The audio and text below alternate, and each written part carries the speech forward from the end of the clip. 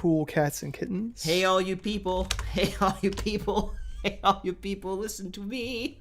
What is that from? SpongeBob.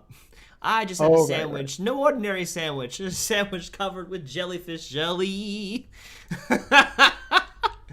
I'm full, chock full of quotes from SpongeBob. SpongeBob was just right at the cusp of my childhood, right up there with Looney Tunes and what was it? Tom and Jerry, and then several other stuff besides that, of course. I'm going to go back to home, and I'm going to share these. Maybe, or maybe I won't because Facebook will take forever. There we go. Thank you, Facebook. I appreciate you allowing me to do what I intended to do. Okay, I'm gonna do change it to me, and then share, and then share now. Hooray! And then it will not make a sound because it is not the right cue for it to make a sound. Usually it goes loo when I do that. And oh, let me go to get a link. Oh, beautiful.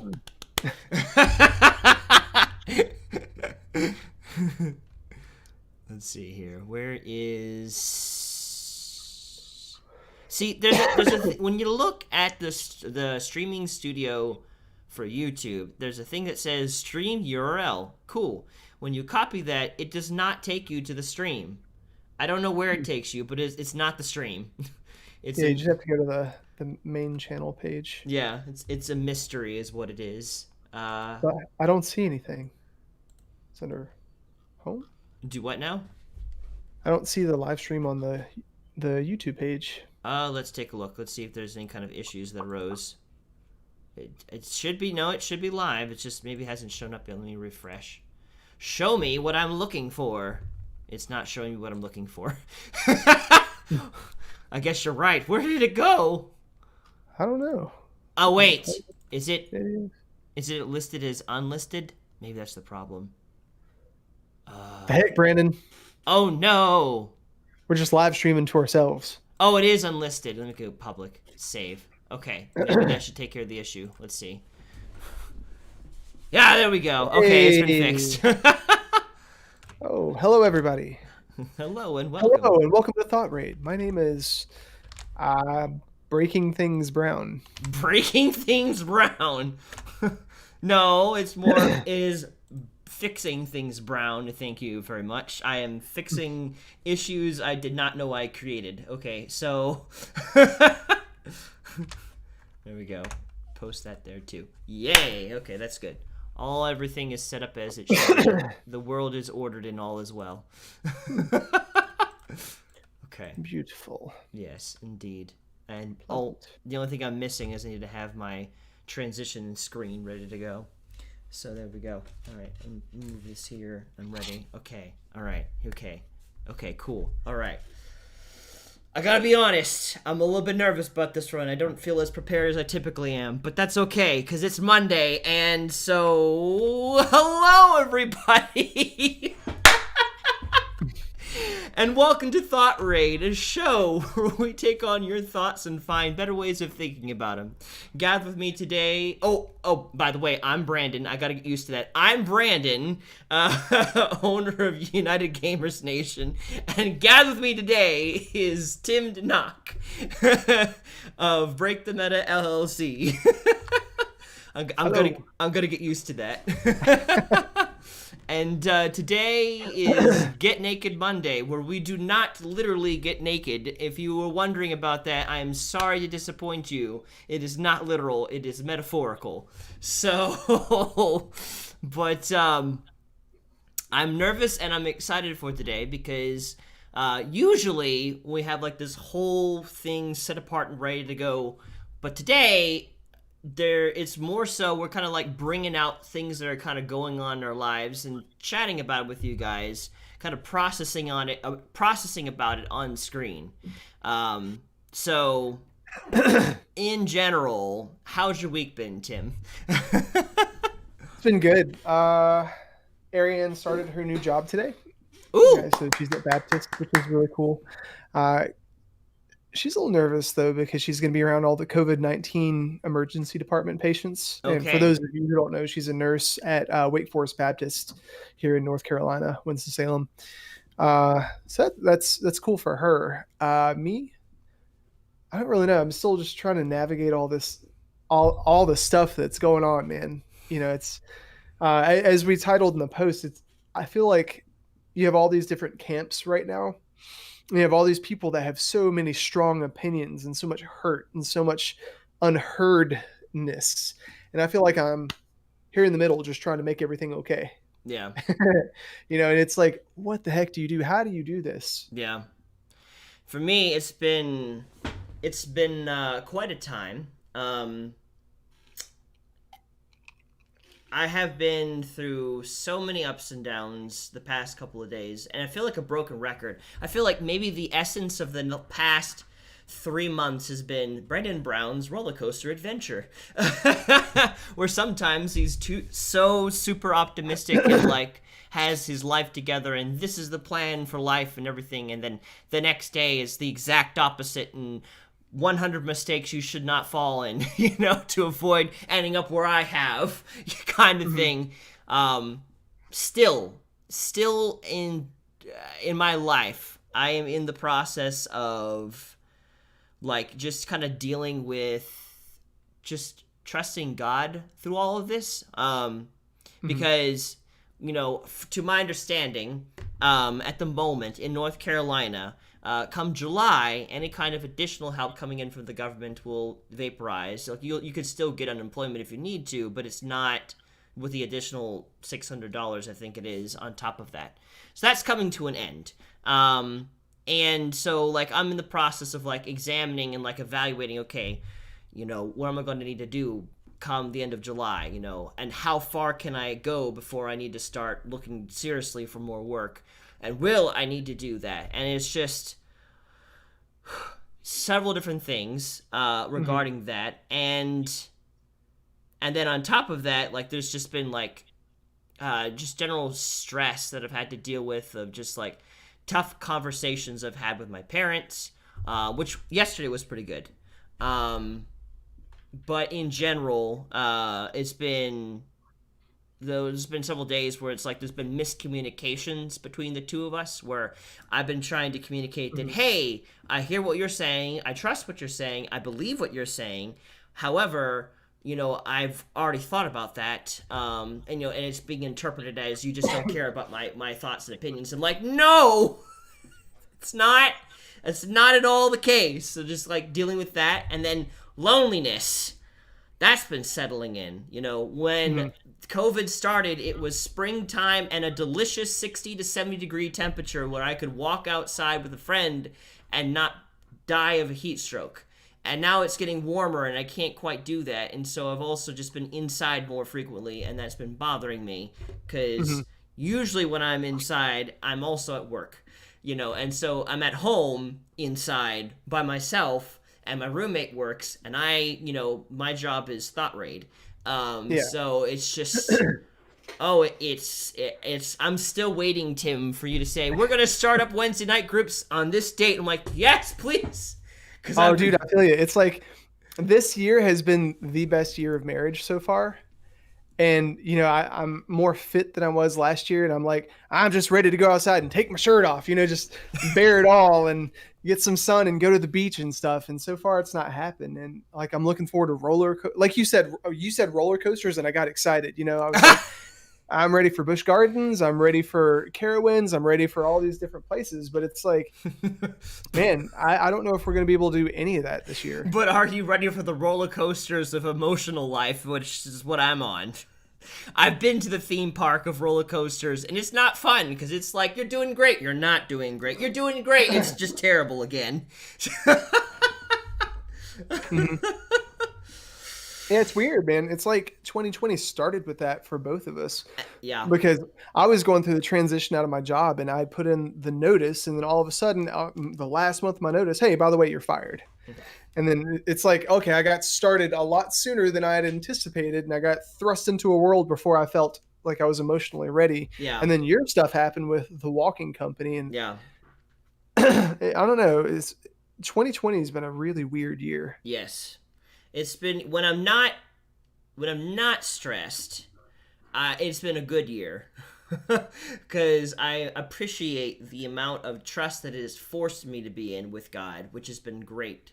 I don't think it'd been any other way for me to trust God as much as I'm trusting Him right now. Hmm. Um, but when I am stressed, it sucks because it's just like I don't have my usual fallback. Um, all that comfort that I had previously is gone, and I recognize that. Um, and I guess that you're also kind of going through an uncomfortable time as well, facing some of the stuff that I started to face a couple of weeks ago. Yeah, from a different perspective though, because and it all stemmed from the issue that you endured, and I was acting as the peacemaker. I was the go between between a bunch of my friends, and it's weird. It's like once that happened, or that wasn't the cause of everything because all this stuff was bubbling under the surface, you know. But as we were navigating that, you know, these people would have this, like you were saying earlier, between you and your parents, this miscommunication. Yeah, Because I know that you have a good heart. I yeah, know that these other parties have a good heart. I know that these parties, which have an issue with them, have a good heart. And I'm thinking to myself, I'm seeing all this stuff happen, and I know what the root is, but for some reason, people are taking offense. People are saying things they don't mean. People are putting their foot in their mouths because they feel apprehensive about walking on eggshells. And we're all the movements and everything going on right now are supposed to be creating an open forum for people to communicate and find reconciliation, but all it's doing is creating more and more division, more and more eggshells, more and more distance between people. And it's disconcerting, and it's really easy to feel helpless through all of it. yeah, And trying to man, it's weird. It's like trying to navigate it. It's almost like I'm trying to control the situation, but you can't control other people. You can't control their process. You can't expedite the process. And when you try to, all you do is you make it worse because it's not you're extending your rights beyond your boundary. yeah. And I feel like though that there is hope. I just feel like it's I've heard about like focusing your rage or focusing the anger that you have like in this time of just increased tension. Tension can lead to great relief and great change and growth. Like if you don't put tension on your muscles, they don't grow. They don't tear. They don't grow back to be stronger to handle the next, strenuous time they go through. So this could be a pretty dangerous and difficult time. But at the exact same time, if we handle it well, if we, not just try to just stop all the conflict going on for peace sake and allow some of it to go through, it can bring about greater righteousness. And that's kind of become the perspective that I've kind of picked up on for when I had a lot of stress going on because of my post that I made. Because what I saw is that, okay, I'm going to take a risk and I'm going to reach out and here's my two opinions. Here's my 2 cents. And I got confronted and it was super uncomfortable. But then I listened, and through listening, I was able to bring about like some reconciliation between me and the other people. We were able to talk about things, and I learned. And I think that's the most valuable thing is I was able to learn from that experience, of which I would normally want to run away from and defend my innocence in. Uh, but instead, I learned and I was able to become more conscientious of people around me that instead of being like, ooh, I just want to avoid this issue. Now I'm like, how are they doing? Are they okay? How can I help? And my focus is shifted off of, I don't want to get hurt to, I wonder why they're hurting and how can I help them in their pain? Yeah. This Yeah. is why people Joseph have their said, own bubble. This is why people have their own bubbles where they only worry about themselves and their family. But yet, life extends outside of that bubble. You know, outside of my bubble are several. I interact. I've encountered hundreds of people over, outside of my own little bubble, and all of them, some of them are positive interactions, and some of them are not so positive interactions, and some of them are downright dirty interactions. Hmm. But they all put together, interesting opportunities to grow. I don't know. Yeah, I read a statistic one time, and this might be, I mean, this is definitely not accurate, but it was something ridiculous. Like even the most introverted person that has the smallest bubble influences over 100,000 people in their lifetime. Wow. And I agree with Joseph. A lot of people get hurt or they lose faith in other people, and they just realize, oh, I have to take care of my household. And we could easily get in that mode. And we'll talk about this here in a second. But I think defense and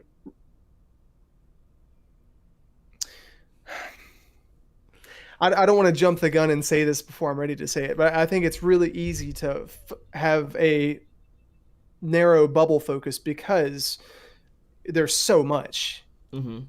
It's almost like you can't focus on everything. So you only, it's really hard to focus on more than, I don't know. This is maybe I should just jump into it. Yes. So what's going on, Tim? well, before I get into this, I just want to say this morning I woke up. Hey, Dave. Hey. Can you place the thought in the chat so we know what you're discussing when we join in the middle of the conversation? So, yep. Go ahead. Yeah.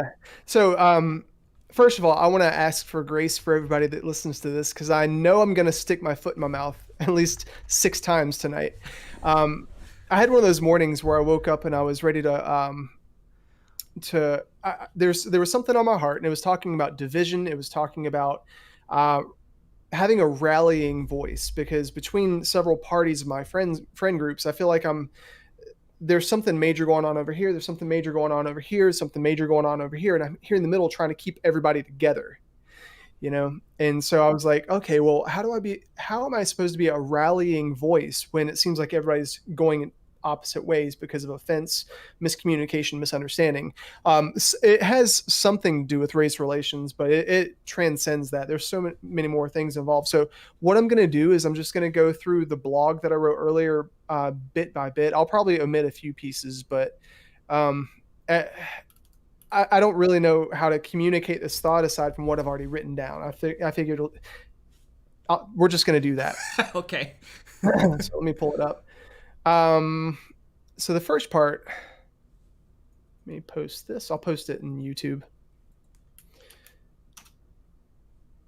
And when it gets posted on YouTube, for those who are just joining us on Facebook, the little bubbles that are to the left of Tim will update, and you'll see what's posted on YouTube as much as people on Facebook will see as well.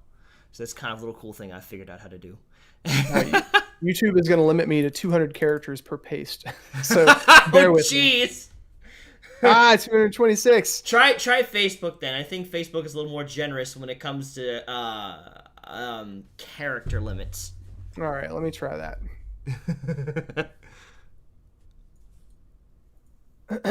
All right, write a comment. There we go. All right, so I'm going to read this and we'll work through it. So I wrote, division feels like such a normal and acceptable part of life. If you have an opinion, there are often others who support your opinion, and also those who are either offended by, disagree with, or flat out oppose your opinion. Naturally, this concept of camp versus camp creates the illusion of two sides wherein one is right and one is wrong. Conflict is the most constructive and necessary relationship, is one of the most constructive and necessary relationship tools provided to us during the maturity and development of our worldview. However, it's too often that we expect the results of conflict to have a winner and a loser. And I think that's a big point right now, because there are so many opinions out there, and instead of people realizing that we're all part of one camp, we're being segmented into these different camps where it's absolutes. If you believe this, we can't get along. If you believe this, there's no grace for that. If you believe this, I'm against you, you're against me. I have to be right or you have to be wrong, one of the two. And then especially when people realize that they're wrong, they're not willing to admit, hey, I'm sorry, I was wrong. Or by and large, I've seen that. And then that just creates more offense. And I think that started this morning. I just woke up and I was just thinking about the division. I'm like, okay, well, why do these people feel like they're on two sides of the world? They're not really. They're still friends that are just having issues and they're lacking compassion for one another. Hmm. You know? I wonder, thinking about like just in general the two-party system that we have in America, how you have Republican and Democrats. I wonder. We were talking about yesterday. We were talking about trust issues, and how, or not? Did I say yesterday? Last time we were talking about trust issues. Yesterday was Sunday. Excuse me. Anyways, we were talking about trust issues and how people develop trust issues because they have certain expectations, and when those expectations are not met, trust issues form. People start to wonder, can I trust this or something? Because the last time I did, this is the result that happened. And they wouldn't really be able to have a trust issue if they didn't have an expectation. But everyone has expectations, and everyone also has experiences. And so I wonder, what the reason why we have two different like major camps or whatever, if it comes down to like just like an expectation or a experience of one side, like really supporting certain issues that are really important, that affected and existed within those people's lives, and another one not quite really supporting or dealing with that. And so even though both sides may have plenty of overlapping beliefs and stuff, and that's why we have one country, even though we have two parties, is because, again, like, just that, I don't know, we've experienced that the people that haven't been through what we've been through,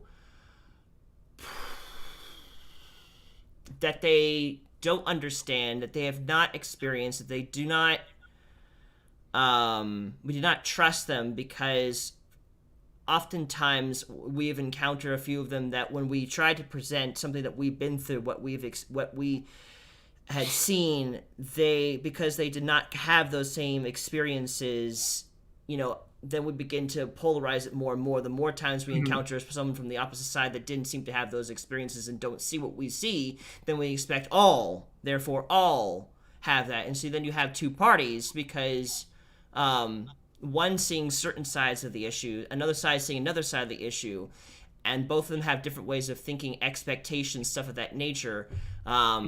And so there's been several times where it seems like both sides just don't see, or don't even try to see anymore, what the other side is experiencing, and therefore communication breaks down.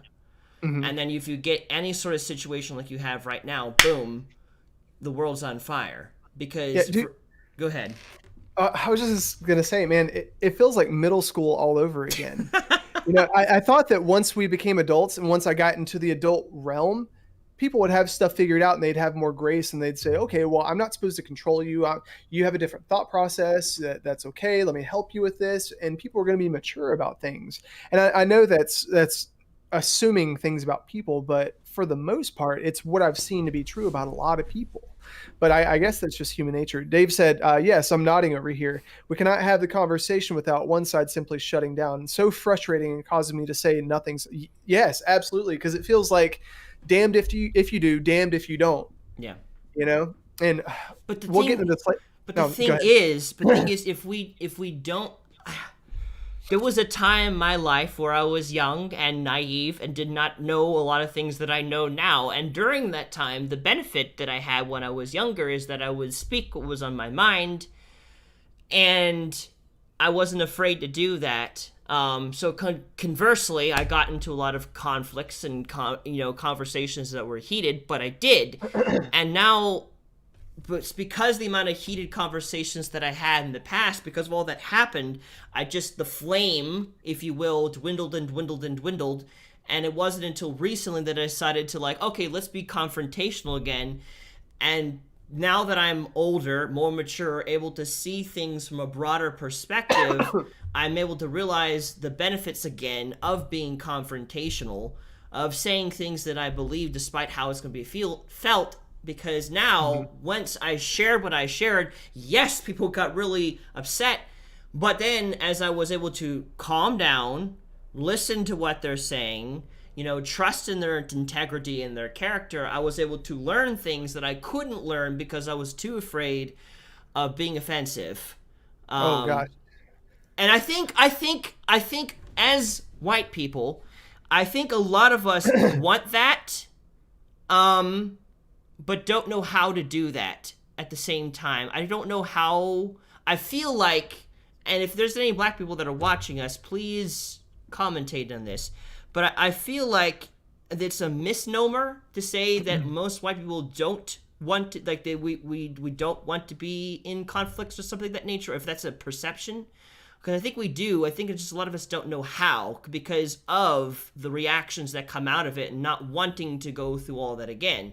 But I feel like then we get out of hand and don't talk at all until the last minute when it's built up like a kettle and it's just like gonna pour over off the sides, and then you get into these bad situations. But I feel like there needs to be, honestly, more confrontation of saying what we believe with the ability to listen and hear, not just to hear, not just to say to be heard, but to say to then hear what the response is to what we're saying and to take it in, chew on it, and reflect on it. Because if we don't take that risk and say something, it's still going to be on the inside of us. It's just going to fester until finally we can't keep it inside anymore.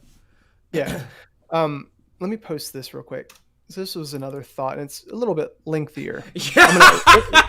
Let me breeze through it real quick. So it says, when we form an opinion, it begins as an inclination where we think, I believe this to be true based on what I've known to be true from my perspective due to my experiences and teachings.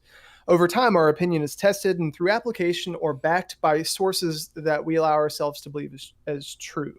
For instance, you could say Diet Dr. Pepper is the best soda out there, which I believe it is.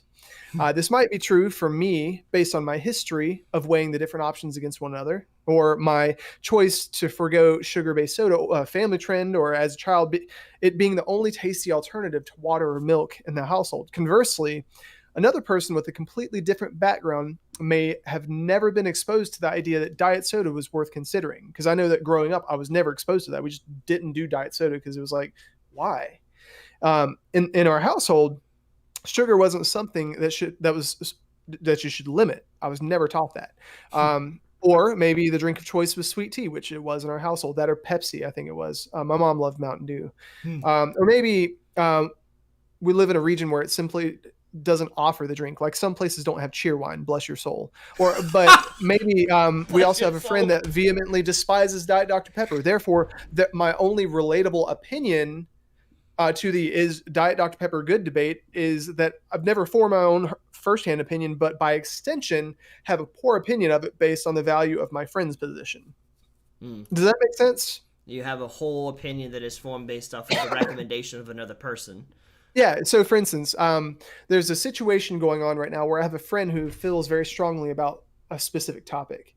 I have this other friend who doesn't really know either way, but they feel very emotionally charged to support this friend, even though they don't have it figured out. So somebody that's coming from this camp over here, talking to this person rallies more so with this person out of compassion, and in turn polarizes them against this person over here.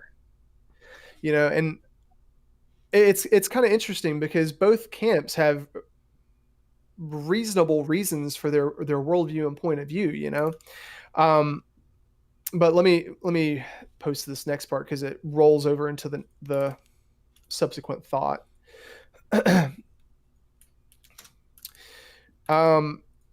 So what does that have to do with conflict? Whether it's regarding a trivial topic such as soda preference or something more identity threatening such as racism, handling conflict with the wrong perspective has the propensity to cause division.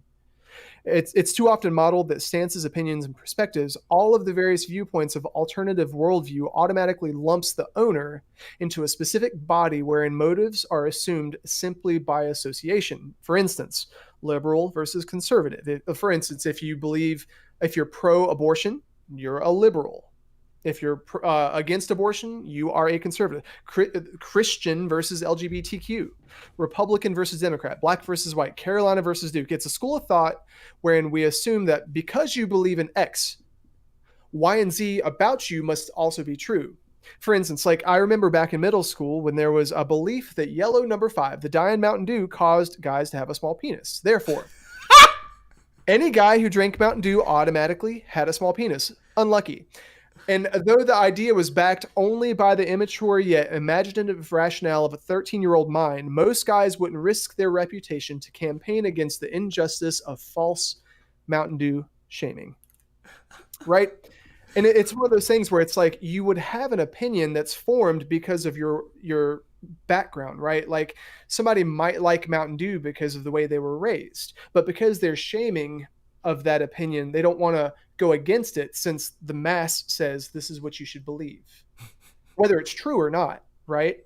And I'm not talking specifically about racism by extension, because you could argue that same point on either side. I'm talking about division as a whole. Mm-hmm. It's really easy to be lumped, like the abortion thing. If I say I am against abortion, people will automatically assume that I also believe X, Y, and Z that supports the Republican platform, when that's not at all true. I believe some things that the Liberal Party agrees on, and I believe in some things that the Republican Party agrees on.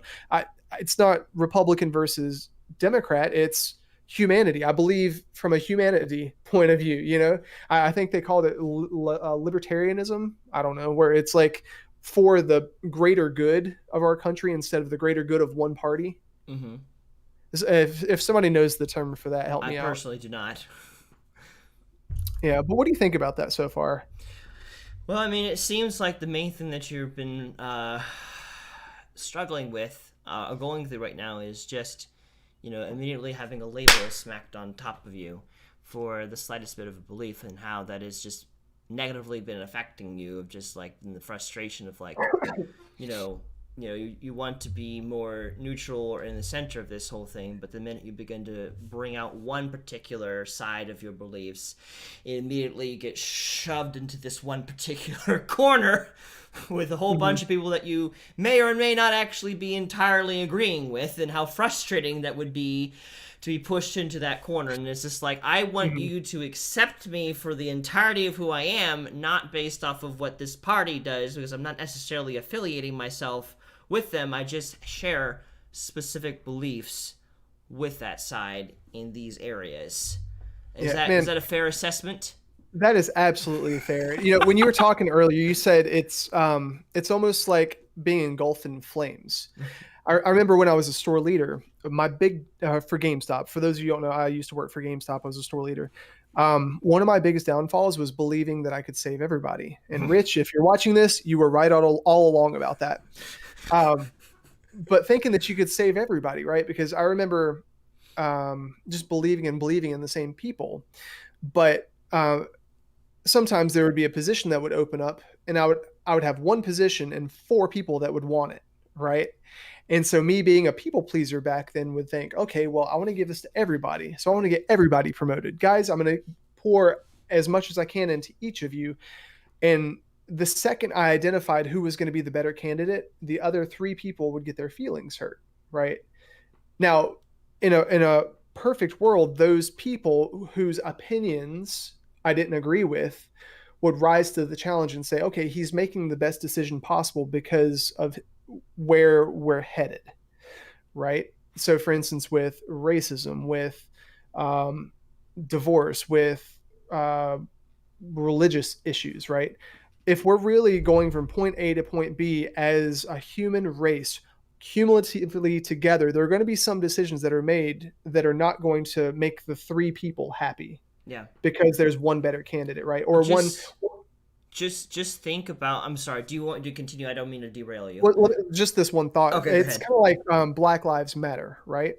There's 2 operative camps. You have Black Lives Matter, then you have the people that are saying that all lives matter. Both are true, and then you have the other school of thought where it says, yes, all lives matter, but all lives aren't in danger. Black lives are. And I'm thinking to myself, okay, well, that's true. It's like if you have 4 homes that are at risk, they're dilapidated, and the stove is on fire, but one is completely ablaze and it has people inside. Which house do you take care of first? The one that's completely ablaze, right? right? So it doesn't invalidate the fact that the other houses are important, but it does create a greater sense of urgency for the one house that's fully ablaze. But anyways, what you were going to say. I was just gonna quickly mention about just thinking about the complexities that God has to navigate. There are times where I don't know why it just makes me think about this. Like, there's a lot of times like, why would God allow this? Why would God allow that? If God was good, this wouldn't happen. If God was good, this would happen. But like, you have to keep in mind that God is balancing 7 billion people, not even just right now, but all the people that have existed, to all the people that are still to exist, for however long, this physical world will persist. He's dealing with all of that. And so, and his God doesn't kill, he doesn't steal, he doesn't destroy. The enemy comes to do that. But at the same time, then you could say, well, then why did God allow this? Or why did God allow that? Well, at the same time, there's just so many factors to have to be, because we live in a fallen world. If this was a optimized world where there was no death and there was no sickness or destruction or things of nature, and Adam and Eve didn't sin, then we wouldn't have to talk about like, why did God do this or that, because there would be none of that to contend with. But because we did sin and sin entered the world and the world is corrupted, of course there's going to have to be, I don't know. There seems to be like a lot of mitigation that has to go on for everything to culminate in the direction that God said it would. I don't know. It's just, when you think about the frustrations that you specifically, not being God, have to deal with, I can only imagine how much further God has to deal with it, dealing simultaneous with all things we can and cannot see. Yeah, well, thinking about the flames analogy that you said earlier, I know that when I was working at GameStop, I got into that feeling where it's like, okay, well, if the fires are not too high and it's not too hot, I can make everything okay, right? But it got to a point where the flames were bigger than me because it was affecting more than me. And then I just had to realize to myself, okay, I can't people please everybody. I just have to find the greater good and go with that. And when the people that disagree with my pursuit of the greater good come to me with offense, I can say, hey, let's talk about this and let's come alongside each other instead of me versus you. And I think that's the crux of what I was talking about. But Dave said, the following blows me away about the race argument. In my research of conservative blacks and liberal blacks, these conservative blacks are referred to as Uncle Toms and other very insulting liberal terms by liberal blacks. And when I have placed their thoughts on my social media pages, I was DM'd about how mistaken they are. Hard work wins. Oh, this is a quote. Hard work wins. You can't control the outcome, but you're 100% in control of the effort. Before you complain about what someone did to you, go to the mirror and ask yourself, what could I have done to change that outcome? Before you blame other people, bad things are going to happen.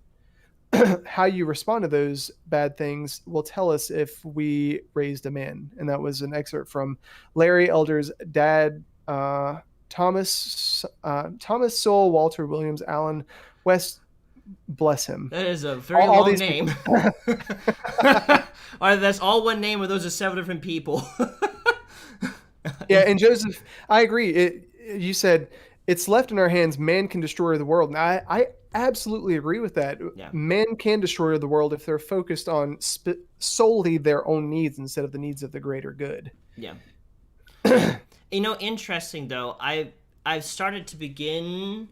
I feel like I don't know if this is 100% accurate. I was raised Republican and conservative, and so a lot of my beliefs kind of stem from that when it comes to just things in general. But I've encountered situations that are just one after the other are out of my control. Like, for instance, this whole thing with this pandemic, 100% out of my control. I have no control over the wave of the pandemic and how it's affected everything, losing my job and all that kind of stuff in the process. And so I was raised to believe that, if you work hard and you do everything a certain way, then the X result is what's going to happen. And that I still believe is true. It's like the entirety of Proverbs. If you live your life this way, the results of Proverbs are applicable to you. But Hmm. then in my life presently, I've been living out Ecclesiastes, which comes after Proverbs, which is not every time does this race goes to the fastest, or the war goes to the strongest, or the biggest army wins the battle. Sometimes it can go to the weakest person or the person who seems to be the most dumb, and they will get the success. And that's what I've been experiencing, because it's like when it comes with UGN, like God gave me all of these dreams and directions. Like I'm gonna have a certain reach with UGN, which if you haven't heard of it, UGN is my online gaming community called United Gamers Nation. I started it. It's been seven years now. And so like God gave me all these dreams, visions, direction with UGN, some of which we've talked about, Tim, and written down and talked about over at Starbucks. And I put in 110% of work going and getting business counseling, getting the name recognized by the state of North Carolina, having regular meetings, casting the vision, all this kind of good stuff that have been taught works in developing a company. And we are not anywhere closer at this moment to what God has shown me it could become. So, like, either, this is true or this is true kind of thing. And so I'm kind of realizing and also learning from you and just how you just kind of seem to wander through life and things seem to happen to you. It's like how did that happen to you, Tim? Like, here I am struggling to the bone. And it looks like you're not having to put as much effort and getting far greater the results than I'm getting working myself. Like, I feel like the son that stayed back, when the prodigal son went out, I was the one that stayed there, and I'm feeling offended.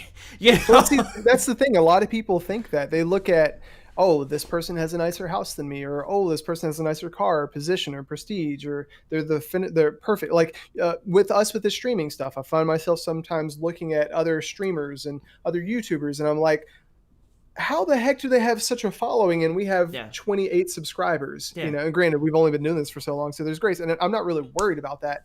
But it's, you never know what the other person is going through, and that was what I was talking about earlier. You never know what their background is, right. And so on the surface, you just see the current harvest. You don't see all the stuff, all the roots under the ground. Yeah.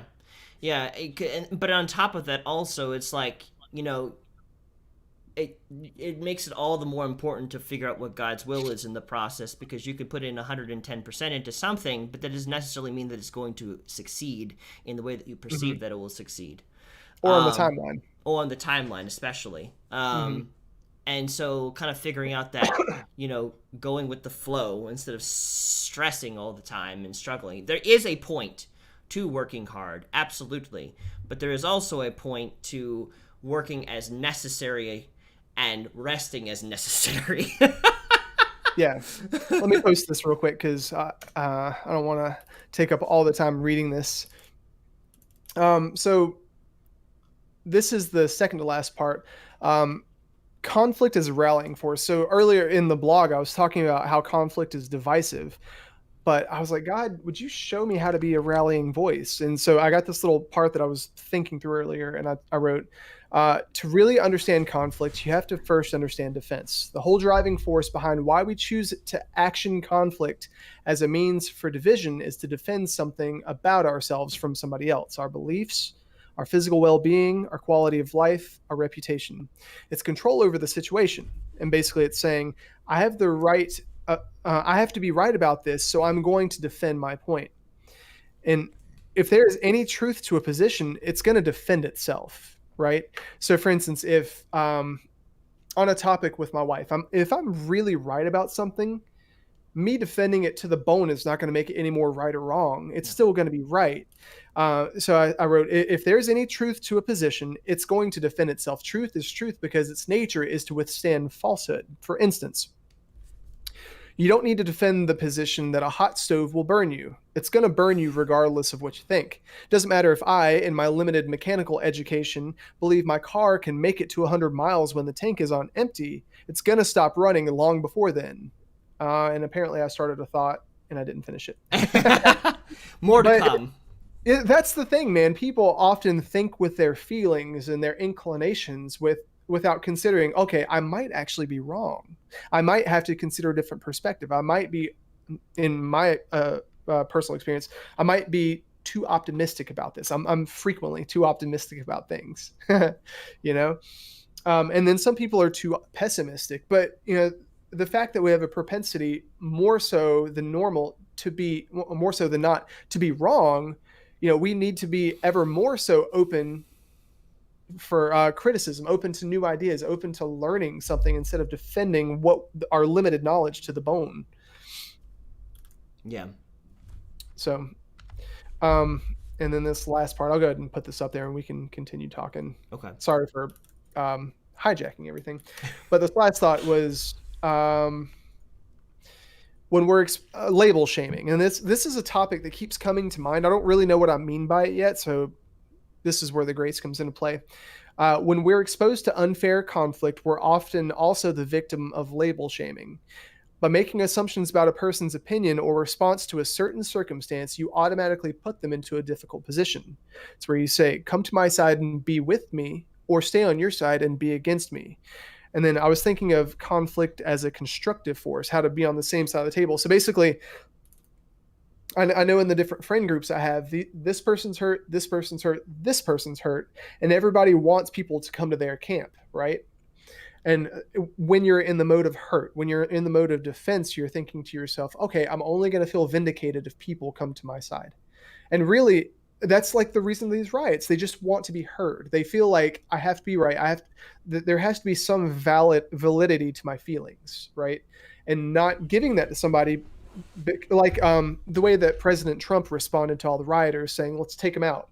On one hand, he's right. Rioting is bad. On the other hand, he should have compassion, saying, hey, let me listen to you.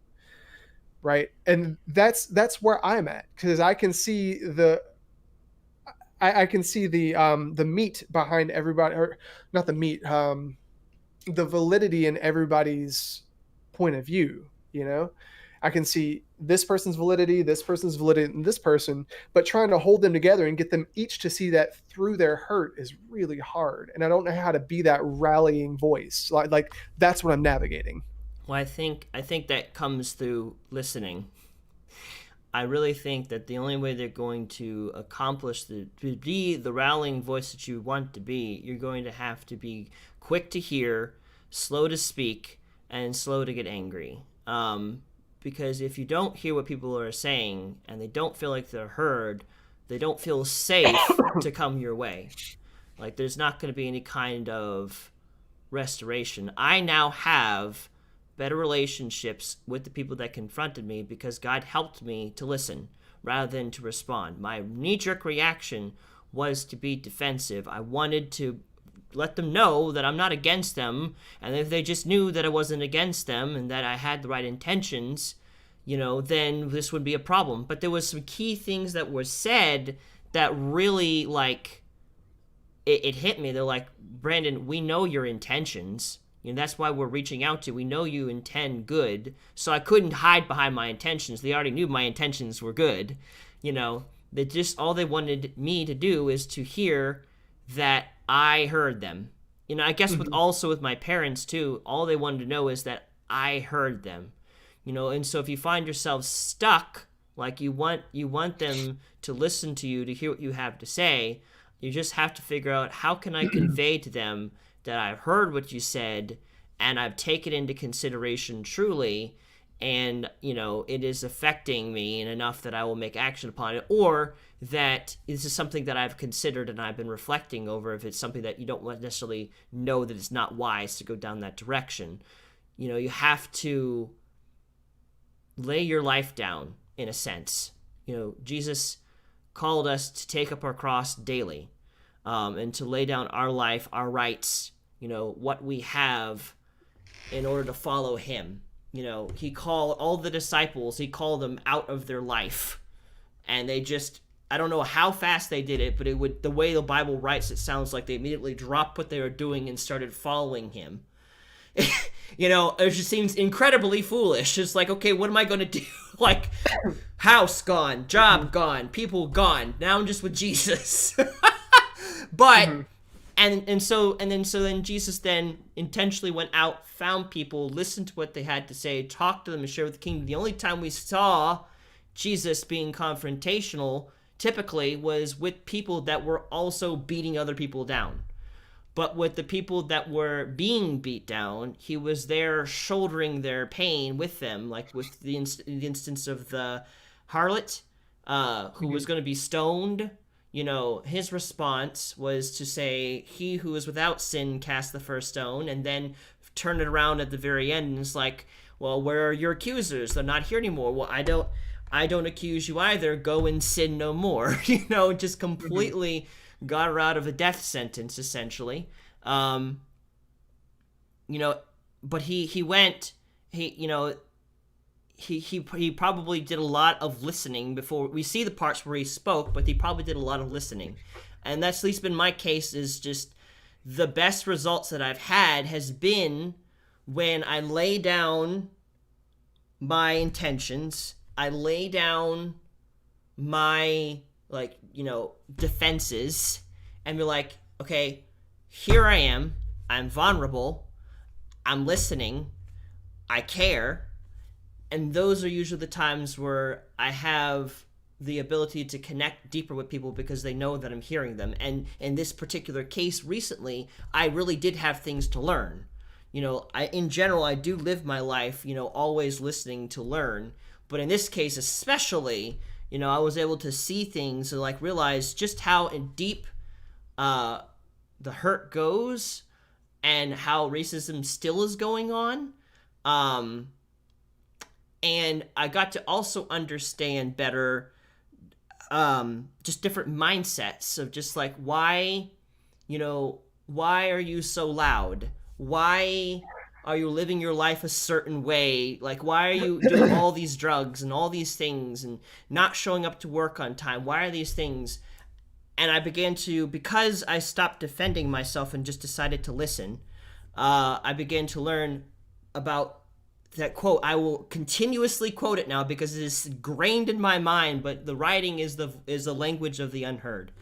And just hearing that unheard. People, I feel like the main thing, we got so much division because there's a lot of defense, but not a lot of open arms. There's just, I gotta defend my integrity. I have to defend my innocence. And God does not call us into a ministry of defense. In fact, God really... Oh, someone at the door or something? I locked my wife out. I'll be right back. I'm so sorry, guys. I'll continue. There's a lot of defense, but not a lot of open arms. I don't think really even we hear very often of God defending himself. He doesn't typically defend himself as much as we would defend ourselves, at the very least. And when he does, you better be listening, because he's got a really... I remember, this makes me think, there was a time where I was super frustrated in a situation with God, and I decided to let down my guard a little bit and just be more open and honest. So there was something I was expecting God to do, and I knew that I was expecting him to do it, and I decided to just, instead of, I have a hard time sometimes. I get political with God unintentionally because, I've been raised oh, you should or should not say these things. So I decided to let that down. And I was like, God, why have you not helped me in this situation? And then he was like, hold up. He was like, actually, in reality, I've done this, this, and this. So I hear what you're saying. However, it is unjustified. Behold, there's all these other things I've been doing. And I spent some good time, just God, why have you done this? Why have you done that? Why are you not doing this? And God took it all. And when I finally settled, then he finally spoke up. And it wasn't even a defense. It was just hold on, let's shift perspective here. Let me show you this side of the aspect. So I feel like part of the issue that we end up facing is that we just keep trying to defend our innocence, defend ourselves, rather than to listen and apologizing too. Because I think sometimes pride can get into the situation, and we undervalue the importance of an apology and how much of a difference that can make. So, do you have any thoughts from the previous things we were talking about before you had to step away for a second? Well, I was just thinking about when I've had things like that, and I know I've put people in the position of being a peacemaker between me and different parties, but I keep thinking about with so much chaos going on around, I know that the idea of being a leader and the idea of having a solid foundation and leading people through things when they're not stable or when they need help, like my friend group, I feel there. I mean, there are a few of us that there's not something going on with, but it seems it's so weird that with, you know, like a group of anywhere from 5 to 10 people, it's like boom, boom, boom, boom, boom, boom, boom. There's all these things that are happening all at once, and I can see it happen. I'm like, okay, well, how do I provide hope for these people? How do I keep them? How do I keep everything together and keep people focused on the right things? And I know that that comes from a position of control, and I should just pray for them and I should just hope for them. Yeah. And it's weird, and it just feels so cliche, but I just feel like telling them, hey guys, it's okay. Everything's gonna be okay. Even if they don't believe it in the moment, I think it's really important that people hear that. That you got to have something in your life that always takes you back to the truth. Like I was saying earlier, the truth doesn't change. And if the truth doesn't change, it's out there to be discovered. You just have to find it. The truth. Therefore, I no, feel like go ahead. I feel like truth, it'd be best likened to light. Light is not overcome by darkness. Darkness is overcome by light. So if the thing that you have is the truth, it's going to illuminate things, and it cannot be stopped. Even if there's a lot of darkness in the room, even if you're in the middle of a cave and the sun's not even able to penetrate the rocks, if it's the truth, it is going to light up that cave, regardless of how impressive the darkness is in the cave. Yeah, it makes me think about what you were talking about earlier about laying down your truth, laying down yourself, right? Because if you're coming from a place of peace, and if you're really coming from a place of solid foundation, and you're really trying to give hope to somebody, stepping into their situation with them shouldn't shake you, Yeah. right? Like if you're really coming from something that's founded in truth, you shouldn't have to defend it. You should Right. be able to go in those places and say, okay, well, let's talk about what's going on with you. Let me help. Let me endure that with you, because if it's false, it's false. It's going to be false, and it's going to be brought into the light sooner or later. But I think my big thing is I hate seeing people go through that, especially close friends, and I hate to see relationships being, as weird as it sounds, I think it's really good that relationships get tested because that's where they're made stronger. But going through that, there's always that slight fear that people are going to make the choice to not to pursue it. And they You know? could. Yeah, and that sucks, and that's scary because it's a place of security of Jesus had everything being okay. Jesus had accumulated over 100 followers at one point in his ministry, and had one sermon about it needing to eat his flesh and drink his blood, and lost over 100 followers from that one. I guess you could say it was metaphorical. It wasn't literal, but they took it literal, Mhm. and lost so many people scattered at that point. We're not even talking about when he was about ready to be hung on a cross. We're talking about before that point. Mhm. That's going to happen when the truth shows up. Either people are going to embrace the light and come into the light. What does the scripture say? Confess your faults one to another that you may be saved. The effectual, fervent prayer of a righteous man availeth much. Mhm. Um, they're either going to expose themselves in that light, or they're going to be so wrapped up in that darkness that when the light begins to shine, they're going to disappear into wherever the light can't reach. Yeah. And that's going to be the thing. So that's why you can't, in pursuit of being a peacekeeper, you cannot abandon the truth in order to maintain the peace, because then you're not really maintaining the peace, you're maintaining a lie. And so part of being peaceful also is the understanding of when you need to be confrontational and speak the truth. Love and truth. You have to have both. You can't just have all love, and you can't just have all truth, because all truth smacks people down and destroys their desire to want to grow, and all love makes them unaware of their problems and unable to change because they think there's nothing wrong. Or I guess Mhm. grace and truth in this case. But Yeah. still. Well, that reminds me of that the parable of that dude that went up to Jesus and was like, Jesus, how do I get into heaven? And he was like, give up all your riches. And the guy was like, really? He's like, yeah. And he's like, crap, and didn't want to do that. So he walked away. And I think about situations like that. So for instance, with Jesus, there's so many people that want the fruits of the spirit. They want a good life, right? They want peace, but they're not willing to go through the hardships and Yeah. make the difficult decisions that are going to do that, you know? Um, and much like these situations with these friends, they could choose this is not the time for that, and they could choose to walk away.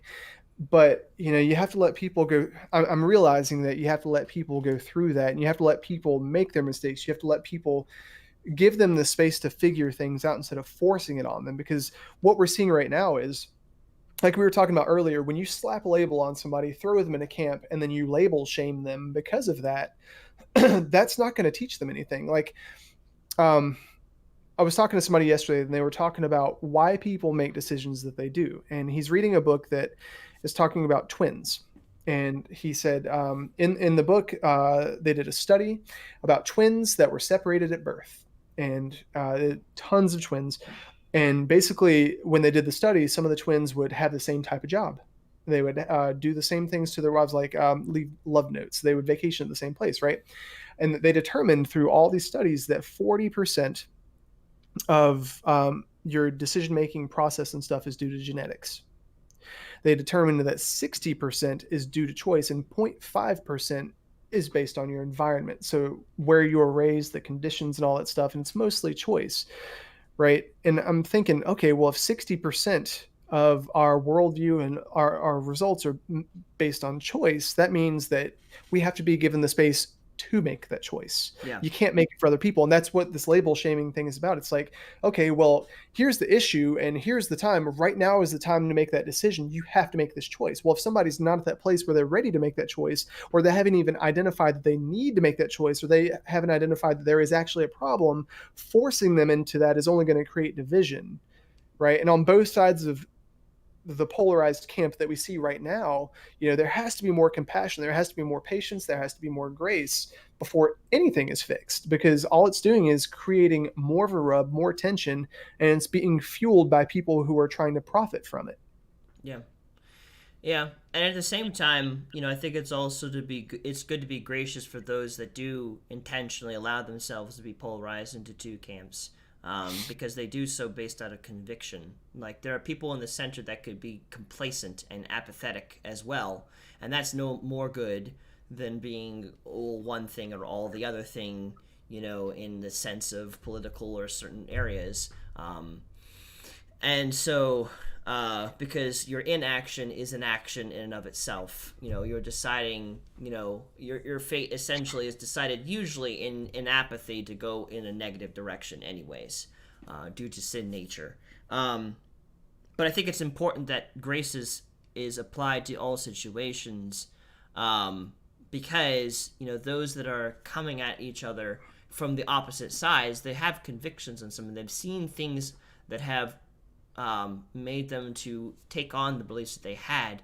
And the only way that you're going to be able to figure out the validity of those situations is, again, to listen. To truly listen. To listen without having a pre-existing determined answer, which is easier said than done. I can go from this thought ray today into a conversation and immediately have to swallow that same pill I just ushered. Because I know there are some topics that are hard. And so, like, when you're talking about, like, having grace for those who haven't, really gone one way or another, that I think that's important as well, too. Because it's like, for those who are legitimately in that place, then you have that situation. It's like, I'm trying to figure out what is right in this situation. And both sides seem like they've gone too far, and I don't want that to become an issue either, because it's not all one thing and not all the other thing. Well, it's just like the analogy I used earlier of Dr. Pepper and having that friend that doesn't like it, and you've never even been exposed to it, so you don't know what you think, but by extension, you feel that way. It's like, okay, well, I think this is my thought process, and that friend is like, well, you need to do this, this, and this to resolve. Well, I don't even know what to think about it yet. Why do I need to do that, that, and that? And you could say that for both sides of the equation. But yeah. I think I think that what I think right now about all this, being the rallying voice, is just realizing that things take time, realizing that the truth is going to come out regardless, and just have patience and grace for people and just listen on both sides. Just being that foundation that's not going to let untruth stir me. Yeah. I think this situation has built into me now a desire to reach out more than I had before. I think it's Mm-hmm. good that when we hit those situations where we're not quite sure what's going on, I think the Mm-hmm. important thing is to grow in compassion, to at least get a better idea of what they're saying, what they're going through, and maybe I don't see it yet, but I do care, and I want to hear what you're going through specifically, because what I can do is I can address what you are specifically going through. I don't know if I can address what the country's going through in general, even what anybody outside of my city is going through in general, or town, or neighborhood. But at least for you in front of me, I can see what Mm-hmm. you're going through, and I can present what I've learned and help you out specifically. And I don't think we were made really to take on the entirety of something tremendously large beyond us. I don't think we can. We can form basic opinions towards it, but I feel like if we begin to get pulled into one direction or another too much, I think that limits our ability to deal with what's going on right in front of us. Yeah. It can give us foundation, but I think it should only be foundation, and then we can then build and maybe even adjust that around a little bit until it lines up with the Word of God. Ultimately, the Word, that's why it's so important that the Word of God is our foundation, because it does not change. And we can stand on it, and we can trust that what God says is true, because it does not. God is the same yesterday, today, and forever. So I can build my life on Him and what He's told me through His Word.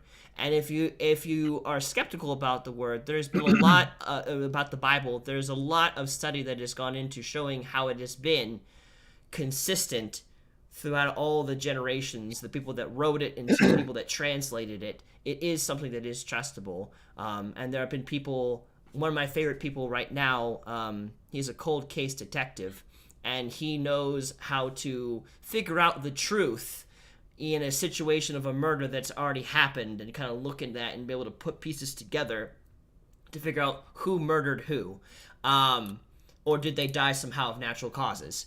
And so he knows the techniques involved in figuring that out, and he's applied his knowledge to, is the Bible valid or not, and has been able Mm-hmm. to find that the accounts are accurate.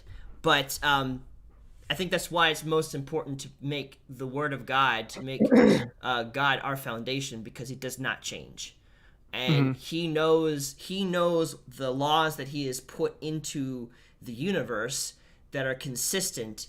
That if we live according to the way He says this is how things works, that's where you're going to find the best results. So when you're hearing all of these polarized things, the one side saying this, the other saying this, what does God's Word say? Because if it has any truth to it, it will be, you can find a root of it back to the Bible. Mm-hmm. The things that are written in the Word of God are things that are multi-generational. They still apply. Thievery is still a problem. It's never going to be a good thing. Murder is never going to be looked on upon as a good thing. Mm-hmm. Adultery is never going to be looked on as a good thing.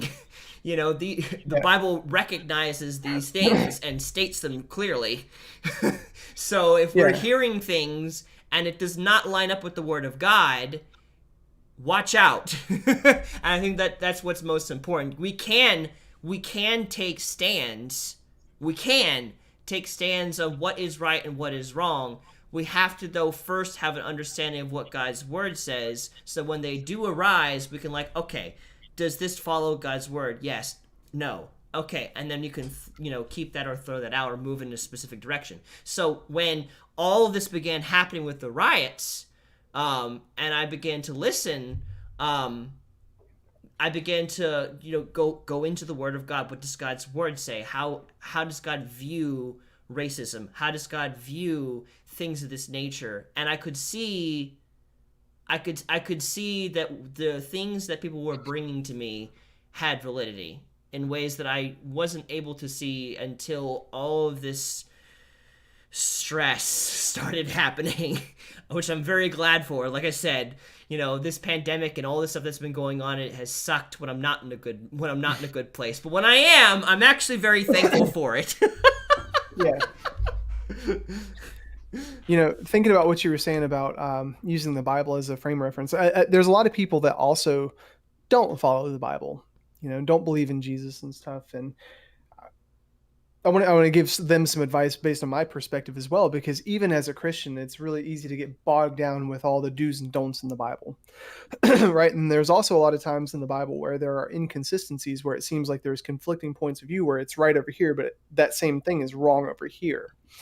And I think if you're in a situation where you're trying to navigate what to do, there's one commandment that summarizes everything in the Bible, and that's to love your neighbor. Right? To love, 1 Corinthians 13.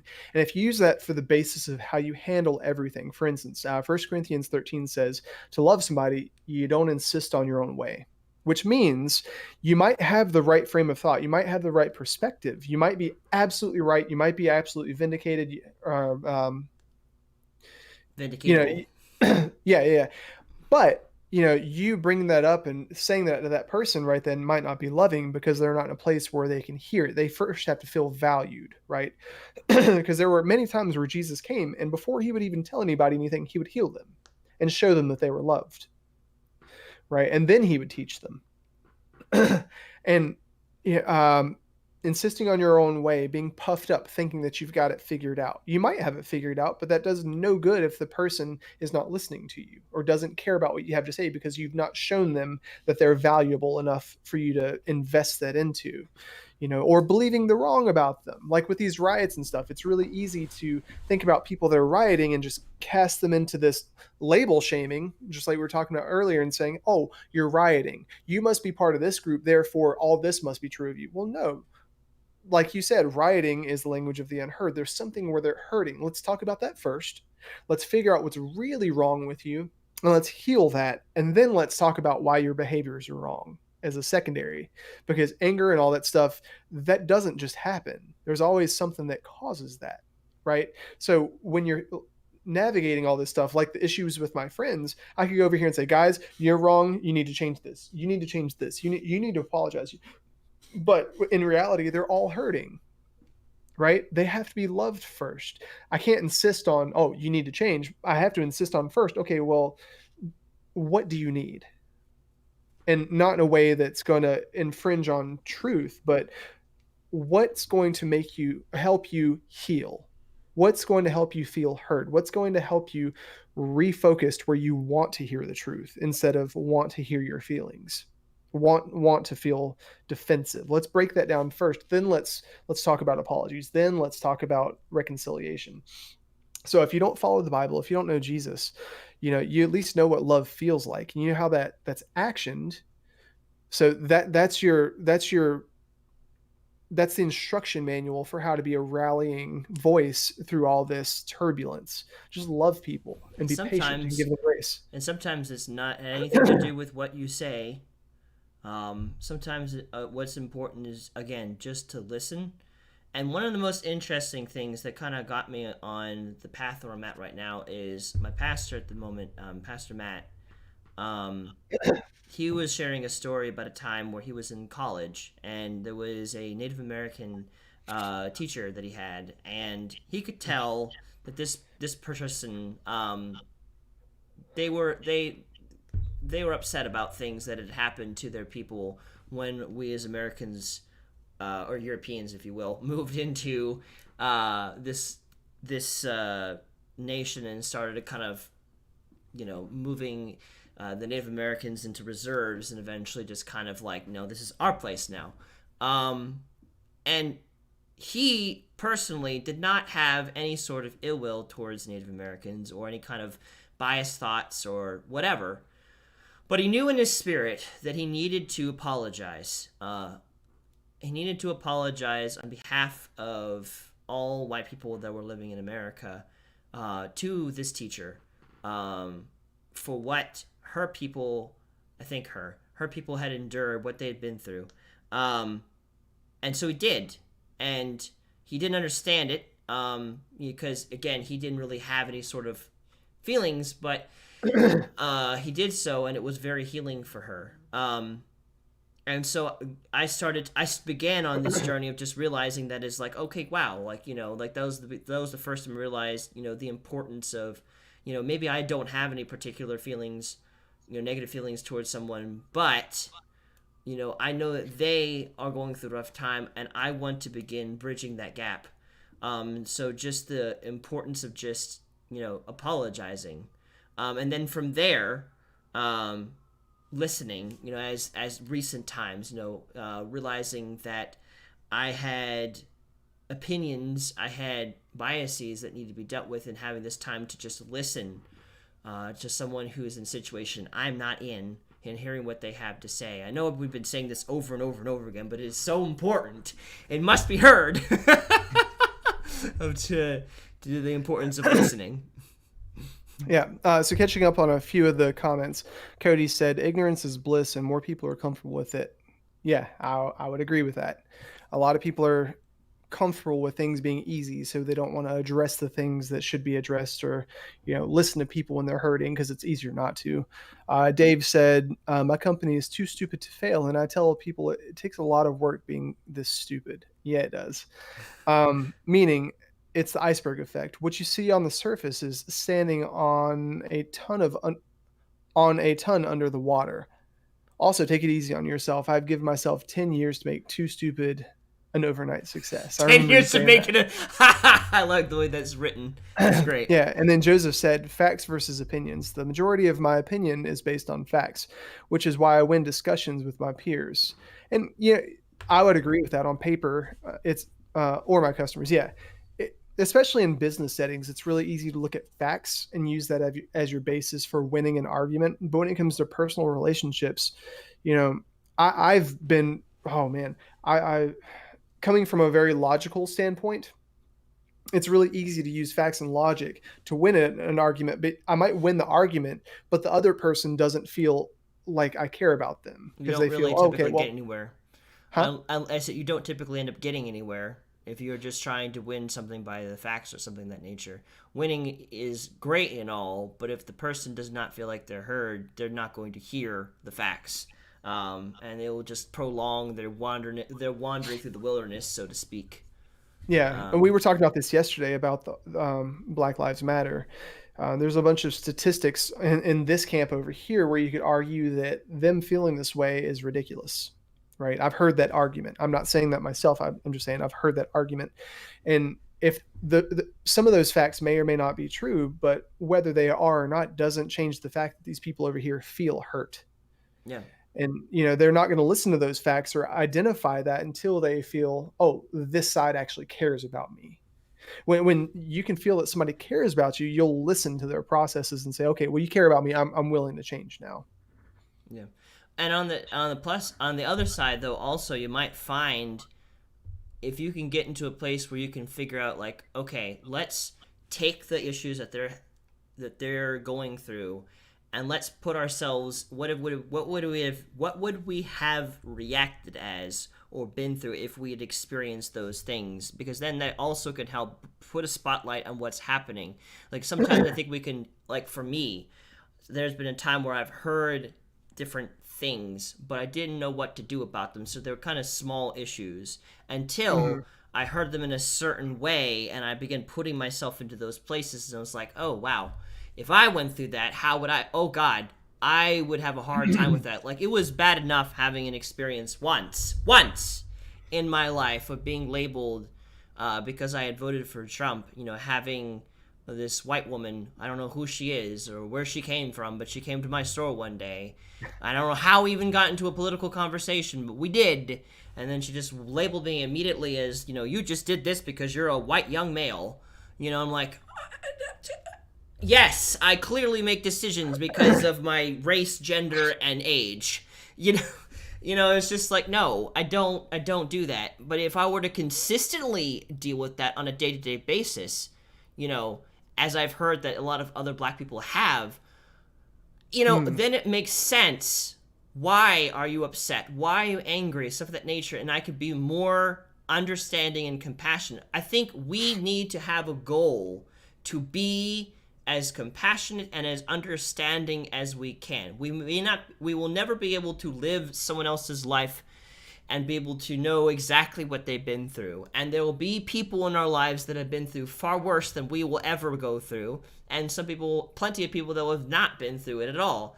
But I think if we live our lives in such a way that we attempt to understand things the way that they understand them, that will position us in such a way that we'd be able to bring true healing. I feel like the ultimate testament of love is that Jesus came to this world so that he knows, he is our high priest. He knows the things that we go through. He can identify with the pain that we've been through. It's not like, oh, if only you knew these things. Like, no, he is gracious. He came to this world, endured the things that we endured.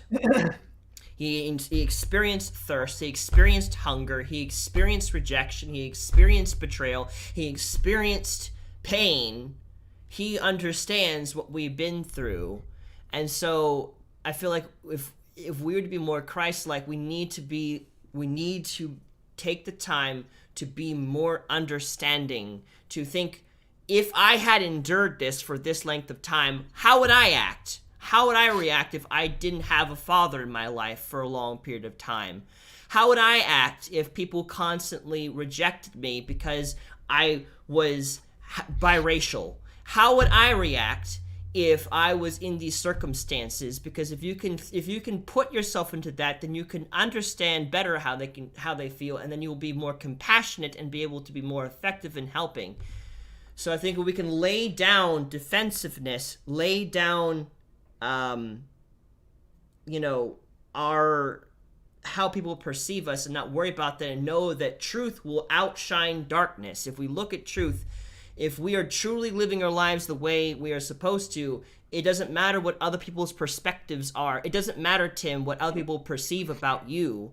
Who you are will outshine what people think about you. And we can rest in that your identity and my identity is secure in Christ, and that we are doing the best that we can, and anyone else who watches us is doing the best that you can.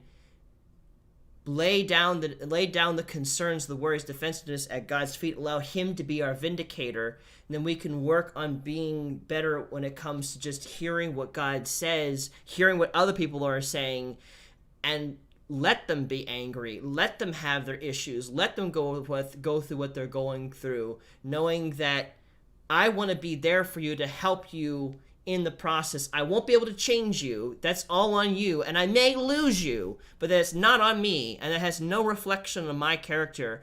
God vindicates me. God loves me. God sees me as the best that I can be. Like he loves me even at my lowest, is what I'm trying to say. I was not saying quite right, but he loves me at my lowest, needless to say, and he is proud of me in times where I'm not proud of myself. When I can rest in my identity in him, and for those who don't know Christ, in the people that love me, rather than in my fears and worries, I think that's where we can open up and lay down those concerns, those worries, those defensiveness, that we can hear and listen and bring healing. I'm sorry, did that? I kind of went on a rant. It's okay. That was a really long but nice bow. Do you think that's covered it all well? Do you think we should stop here, I guess, then? I think that's a really good stopping point. I think, okay. I feel good about, I feel satisfied. Okay. Well, sounds good. That's not the one I want. I want this one. All right. Well, I want to thank you guys for watching. It's been a lot of fun. We broadcast every week, Mondays, Fridays, and Saturdays, 7 p.m. Eastern Standard Time. And if you've really enjoyed this stream, make sure to subscribe to us on YouTube, because that's where we take all the videos that we're broadcasting, edit them up, and bring to you. And now, also, if you have really enjoyed this stream, we have a Patreon, and you can donate to us on the monthly basis, Patreon/ThoughtRaid. And we'd love to have your support, but no pressure. God's going to take care of us one way or another either way. So I just want to thank you guys for watching, and we'll see you again Friday, 7 p.m. Eastern Standard Time, where we'll have a topic prepared for you guys, and we look forward to seeing you then. You guys have a good night, and we'll see you again soon.